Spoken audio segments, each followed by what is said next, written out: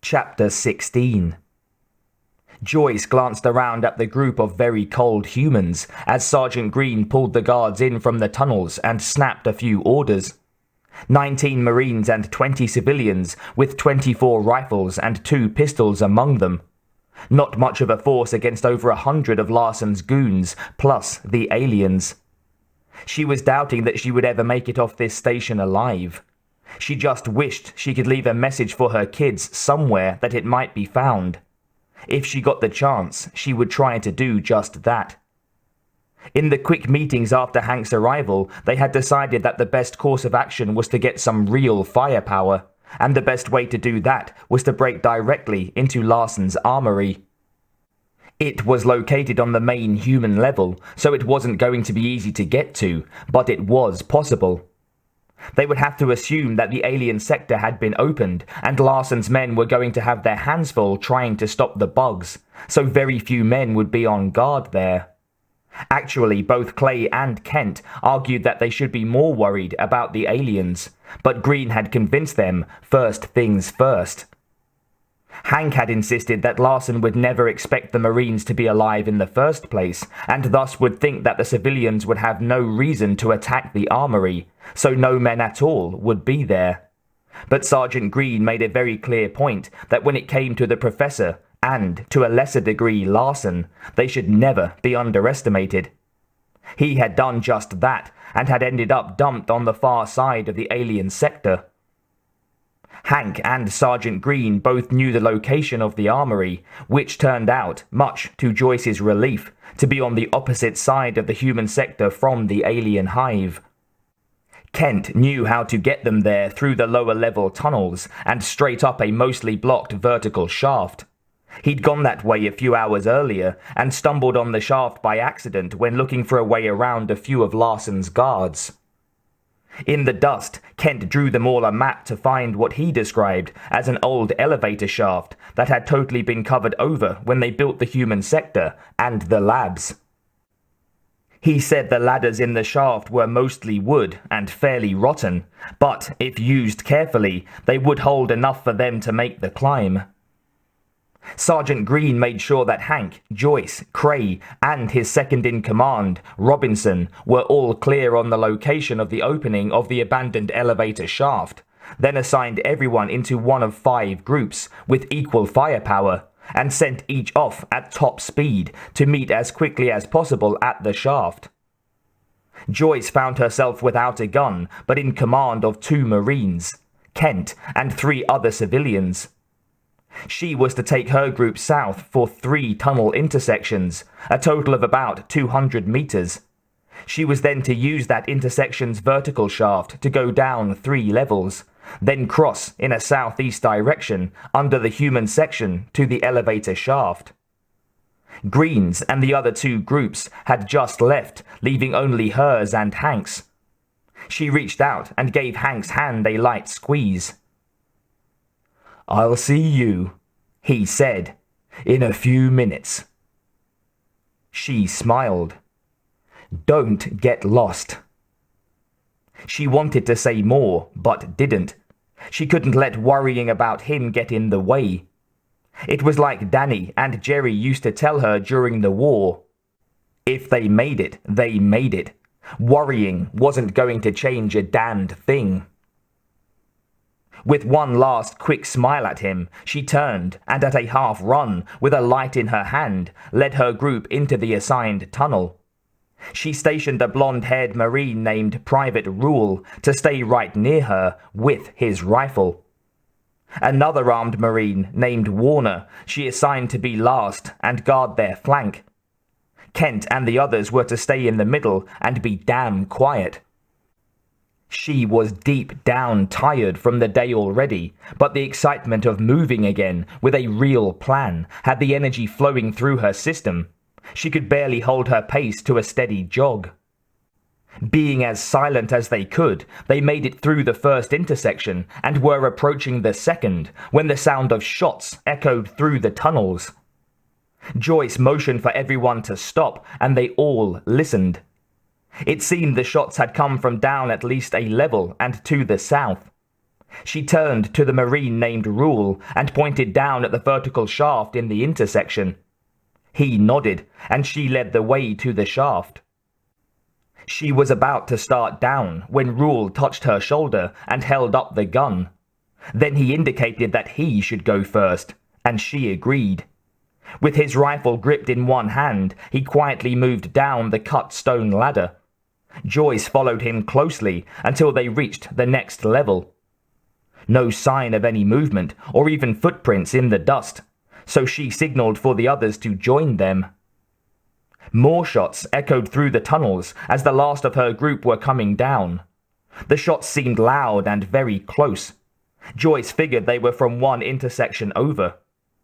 Another shot, and a bullet bounced off stone and then scattered dust against a wall in a nearby tunnel.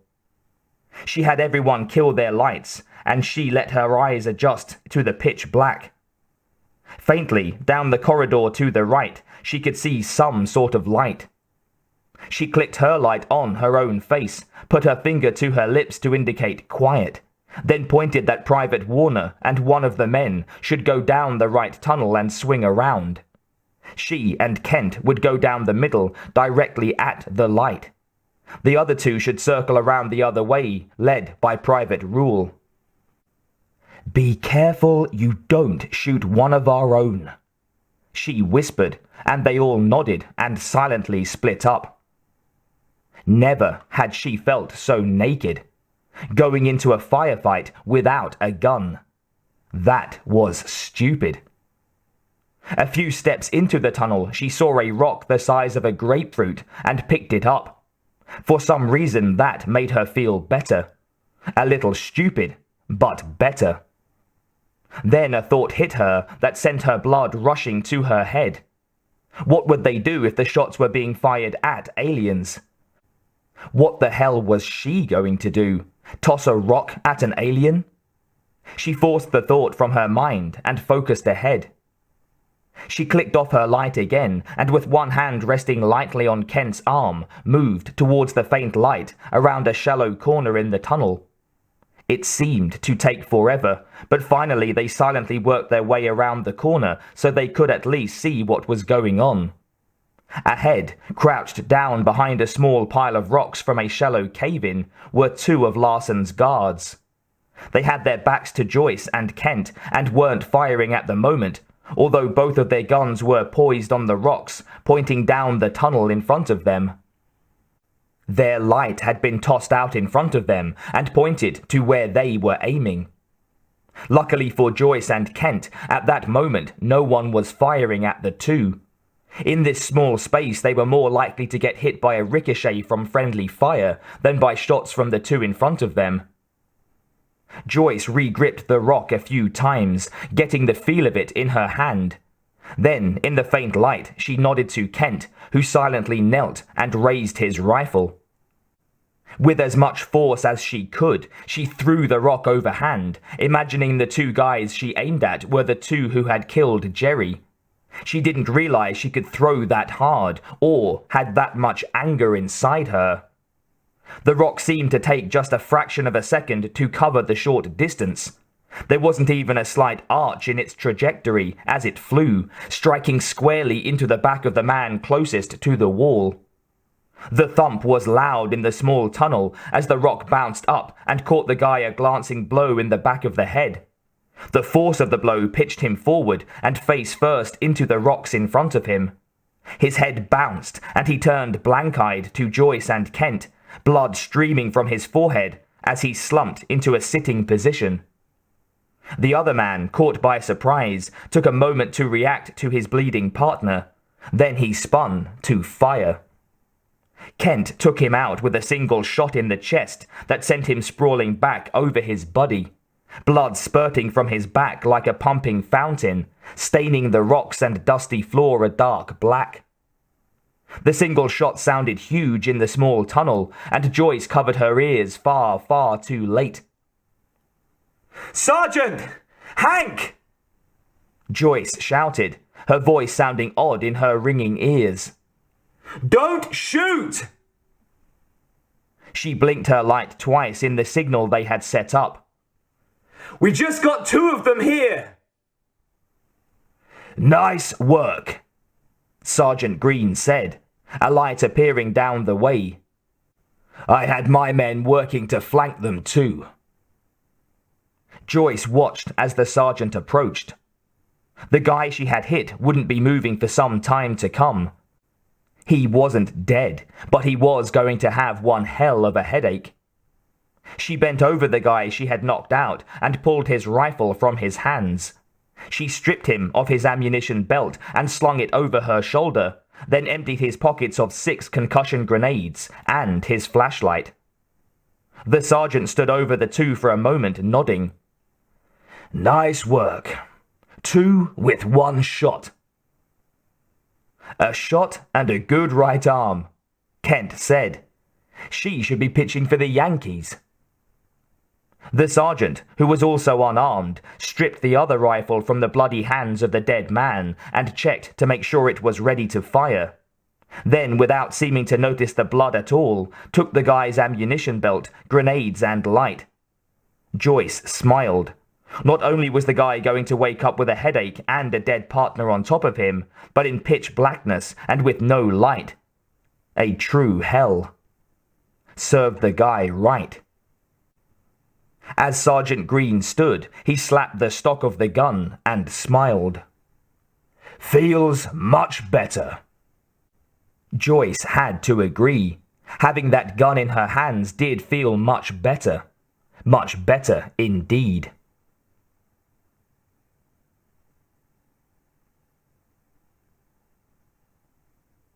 Sergeant Green's and Joyce's groups were the last to arrive at the old elevator shaft. Hank and Cray had already gathered their groups there, climbing carefully up the old ladder, and Sergeant Green went next, moving quickly and surely up the wooden ladder. Joyce waited until there were only 3 Marines left before she strapped the rifle over her shoulder and started up. The space was about 4 meters square and looked to have been some sort of freight elevator. Lights from the first people up had been left every 10 meters, giving the place a weird glow. At first, she had imagined aliens swarming down the shaft at her, but again she forced the thought out of her mind. If that happened, she and all the others were dead. No point in thinking about it. But the chill remained with her for the next few minutes, even though her hands were already so cold she could barely feel them. A dozen cables hung down the center of the elevator shaft, and the wooden ladder was secured by an old wooden beam up one side. Every few meters, a horizontal beam gave the climber a larger step, and Joyce took advantage of each of those beams. The wood of the ladder felt dry and very old, scraping her hands in the same places that they were already sore from climbing in the tunnels and vents. At one point, she had to stop and clear out a splinter. But the entire way up, as Green had suggested, she kept her hands and feet away from the centers of the boards and never let her weight rest on only one spot at once. She seemed to climb forever in the faint light, focusing only on her foot and handholds, going slow to save what little energy she had left. Finally, when it seemed like the climb would become her lifetime's hell, a friendly hand reached in from above and helped her through. "You all right?" Hank whispered as he pulled her away from the elevator shaft and over against a wall so she'd have something to lean against while she caught her breath. She took a quick glance around. No sign of Sergeant Green and Robinson, but the rest seemed to be in a tunnel that had been blocked off when the human section was built. "Tired, but alive," she said. "You?" "About the same." His smile was like a shot of energy. She'd been lucky meeting this guy. Danny had been dead for years. Now Jerry was gone too. If both of them got out of this alive, maybe it was time for her to get on with living and family. Maybe the kids could handle a new dad. Maybe they could get used to a mother being around once in a while too. The way he looked at her, she had a sneaking hunch that she might just be able to talk him into it. She squeezed Hank's hand. Then, nodding at the wall to the human sector, she asked, "What's happening?" Sarge and Kent are scouting the armory, seeing what kind of... The Sarge ducked his head through a small open vent. Let's move! Quick, through here! Joyce slipped the rifle off her shoulder and followed Hank through the vent and into the well-lit and much warmer corridor. After spending so much time in the dark tunnels and ventilation shafts, standing again in the bright lights and carpeted corridor felt odd, exposed, almost naked, and very, very dirty. She immediately wanted to dust off her pants and vest, but refrained. Green motioned that they should follow him, and at a run they swarmed down the empty corridor to where Robinson crouched behind a corner. 2 of Larson's goons, he whispered. 20 meters. 1 standing on each side of the corridor to the armory. They look nervous, but I don't think they're worrying about us. They keep looking off towards the alien section to their right. Green nodded and patted Robinson on the shoulder. You take the one to the right, he whispered. I've got the left. The rest of you be ready to run for the door when we do. There might be more inside, but we won't know until we get there. Robinson nodded and clicked his rifle to single shot. Joyce glanced down at hers, making sure it was set on fully automatic and the magazine was full. She'd checked it 3 times already since taking it from the guard, but a 4th time never hurt. Green and Robinson were right beside her on the corner. On 2, Green whispered. 1, 2. They both stepped calmly forward into the corridor, swung, and took aim as if this were a practiced move, and they were only shooting at ducks in a carnival booth. They shot almost simultaneously, the concussion pounding Joyce's head and starting the ringing in her ears again. Then both men started at a full run down the corridor towards the door of the armory, as if the shots had been a starter's gun at a track meet. Joyce was around the corner 2 steps behind Green, with Hank at her side. Beside her she could hear the pounding steps of the others. Larson's 2 guards were clearly dead. One had been slammed against the wall with the force of the shot and had left a red smear down the stone face. The other had twisted sideways and lay in a heap in front of the door, a hole the size of a baseball blown through the back of his blood-stained jacket. The door to the armory was locked, but Robinson made short work of it with a blast from his Kramer as 2 Marines scampered down the corridor towards the alien section to stand guard. 2 others took up locations at the corner they had just come from. The more Joyce watched Green and his men work as a smoothly running machine, the more impressed she was, and damned glad to be on their side. The armory was a large, gymnasium-like room with 2 armored tanks sitting in the very center. Holy shit, Green said after checking to make sure no guards were in the room. Shelves and racks of guns, ammunition, grenades, and other such devices filled the walls and lined the center of the room around the tanks, like bookshelves in a library. Joyce knew what a lot of the weapons were at first glance, and she had seen pictures of some of the others, but it was clear there was enough firepower in this one room to stage a pretty good-sized war. Everyone keep your eyes open for the sound cannons, Green ordered. We might need them more than anything. Robinson, take 5 men and get as many ammunition belts as you can carry. Run them back to the elevator shaft area. Sergeant Green barked one quick order after another. Joyce stood to his right with Hank, marveling at how organized the sergeant was and how quickly he made decision after decision. Finally, he turned to them. There's more ammunition over there. You might also want to grab a few pistols and stock your pockets with concussion grenades. As many as you can comfortably carry without slowing you down. Speed may turn out to be your most important weapon. She nodded, and as one, she and Hank moved to the shelves the sergeant indicated. She took 2 more ammunition belts, their heavy weight a comfort over her shoulders. She already had 6 of the small apple-sized grenades in her vest and pants pockets, but she managed 4 more, and a small black pistol with a 15-round magazine fit perfectly down the back of her pants, held secure by her belt.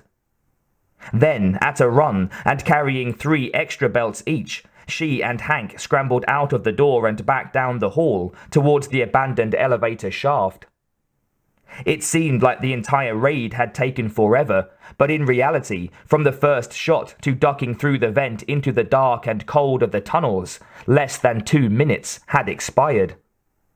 Now they were armed. What next? Find the professor or the aliens? Or just make a run for the ships? So many ways to die, so few ways to live.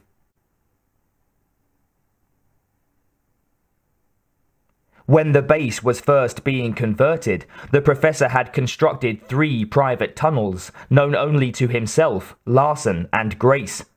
The 3 tunnels led from a hidden door in his inner office to the hangar deck, the center of the alien section, and the private lab. They were completely sealed and secure tunnels, and at this moment the professor was thanking himself for thinking ahead on this one thing. He and Grace had ducked into the tunnels and had taken the right branch into the alien sector at a full jog, with Grace in front. Both were in full protective armor, and Grace carried a Kramer, 3 belts of ammunition, and a motion detector. He put his trust in the sound cannon in his hand. Why kill an alien when you can just stop it in its tracks? They reached the edge of the tunnel, and Grace quickly scanned the area beyond the door with the motion detector. "Nothing," she said. The professor nodded and unsealed it, moving out onto a balcony that overlooked a huge room near the center of the alien sector. "Still nothing," Grace said as they peered over the railing. The alien smell was so intense, filling the professor's nose and making it hard to breathe. Under his boots, he could feel the slime of the hive that had dripped off the ceiling and walls and ran across the floor. "Nothing moving down here at all," Grace said. "No traces." The professor scanned the large room, then pointed at a large arch on the far wall. "Through there is the Queen." He led the way to a stone ladder, and they made their way down and across the room, moving as slowly and silently as they possibly could. When they reached the archway, he turned and glanced around again. "Fascinating. I at least expected there to be an inner cadre left behind to protect the Queen." "There was," Grace said. "This looks like what's left of them." She pointed through the archway towards the Queen's inner chamber. 30 meters down the corridor were 2 bodies of large male aliens. The professor moved quickly towards them. It looked as if they had been simply torn limb from limb. Their acid blood was dripping off the walls and pooling on the floor, and he stepped carefully around it. "I think you're right." He moved to study one body at a close range. "See the different cranial configuration, the oversized mandibles. This was the Queen's elite, her Praetorian Guard." "Professor, over here. I have a trace." Kleist spun away from the body. Grace was holding the sensor and facing down the corridor towards the Queen's chamber. "Is it the rogue?" Grace shook her head in confusion. "I don't know. It might be. It's a large signal, but the form keeps shifting. I can't seem to get a lock on it. I can't explain it." The professor started towards the Queen's chamber at a run, with Grace right behind him. He knew exactly what Grace was seeing, but he didn't want to take the time at the moment to explain it to her. Instead, he would just show her. The corridor suddenly widened into a huge chamber full of dripping slime formations and mounds of royal jelly, the new gold of mankind. The professor halted just inside the Queen's chamber, his gun lowered. "Some things, Grace," he said, pointing, "need no explanation. Isn't this wonderful?" Alien secretions had completely altered the shape of the room, creating a massive confusion of dripping forms from what had once been human balconies, railings, and ceilings.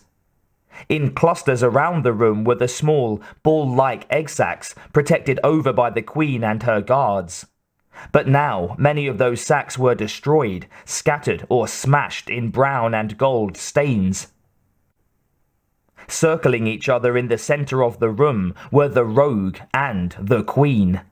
Both of an equal size, her maroon-colored skeletal frame and huge carapace contrasted with the metal black of the Rogue. Massive amounts of saliva dripped from both their mouths, and their second jaws extended and retracted like warning flags. They circled each other, and the Queen somehow avoided the egg sacs, while the Rogue smashed everything without notice. They weren't quite touching, but their front limbs were doing an intricate dance of position.